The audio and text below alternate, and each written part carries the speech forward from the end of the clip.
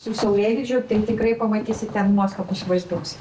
Brokerė Olga, 24, Ingai rodo, kokį vaizdą matytų per savo langą, jeigu nusipirktų šį Kalvarijų gatvėje Vilniuje esantį butą. Mergina sako, kad jau susitaupė pradiniam įnašui ir pakankamai laiko išdirbo, kad galėtų pasimti paskolą ir įsigyti nuosavą kampą. Nuomos kainos Vilniuje yra ganėtinai didelės, ypač jeigu nori gyventi vienas ir jeigu jau apsisprendžiu, kad noriu gyventi Vilniuje, galbūt net labiau apsimokėtų nusipirkti būstą. Už šį 1968 statybos name, kuris skaičiuoja beveik 60 metų, esantį 33 kvadratų butą pardavėjai prašo 105 000 eurų, o norinčių įsigyti šį būstą anot brokerės netrūksta. Laikrodis eina į būsto kainą.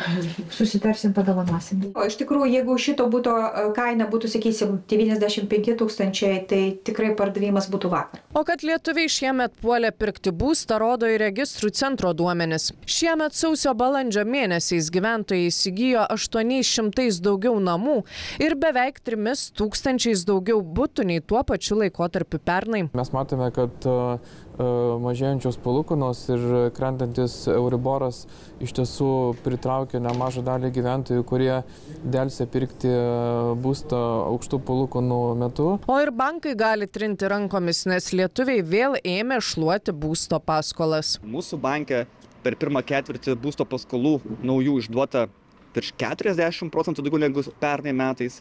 Ta suma virš 60% augimas. O jei už lango vaizdas primena rudenį, tai nekilnojamojo turto rinkoje pavasaris tikrai šiltas.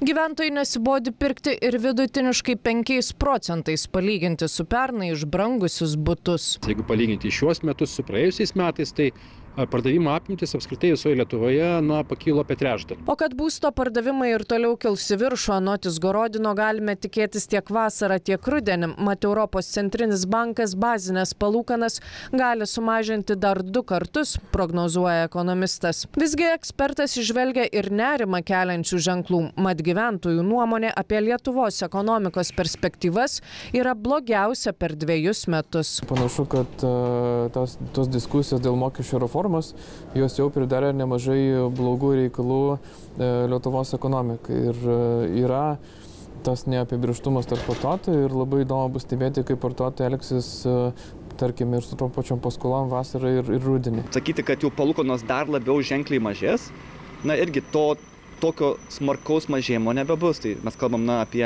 iki 1,5 turbūt taip maksimaliai. Kokia nekilnojamo turto rinka bus rudenį, pasak Povilausko, priklausys nuo to, ką atneš geopolitika, Trumpas, mokesčių pakeitimai bei finišo tiesiojoje esanti antrosios pensijų pakopos reforma. Antros pensijų pakopos reforma, tai vėlgi gali būti kitais metais laisvins tam tikrą dalis pinigų, kuri gali vėl kažkiek nueiti į nekilnojamo turto rinką. Kita vertus, dideli nekilnojamojo turto mokesčiai, ypač tiems, kas turi kelis būstus, gali kainas ir sumažinti.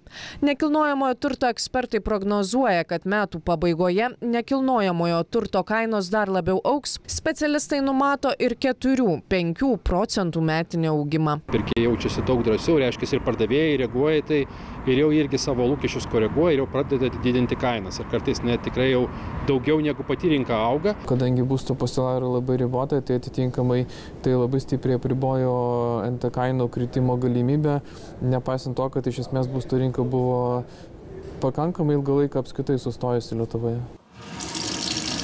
O šių metų balandį ekspertai didmiesčiuose fiksavo atrodytų, kad ir nedidelį, virš 1% siekiantį mėnesinį butų kainų augimą. Tačiau toks pokytis buvo sparčiausias augimas nuo 2022 pabaigos. Dar vienas veidrodis istorinis, senovinis. Čia močiutės palikimas. O močiutę dar galim pamatyti? Tame veidrodyje.